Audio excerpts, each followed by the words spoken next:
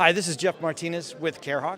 We are at the Summer Summit for School Safety, and I'm here with CareHawk presenting one of our latest emergency communication platforms, CareHawk CH2000IP, in combination with our Spotlight product.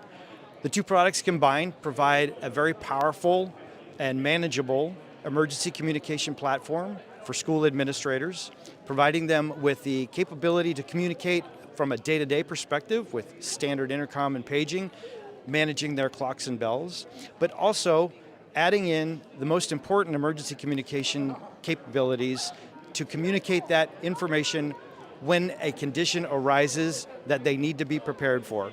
Some of the hardware that we have with us today are the clock speaker combination, the CLK series, provides an LCD screen that gives visual indication of a condition in a classroom or in areas where it may be hard to hear or understand what's coming through the speaker. In addition to that, our Spotlight allows the administrators to manage their clocks and bell schedules, and as I stated, addressing emergency conditions that may arise.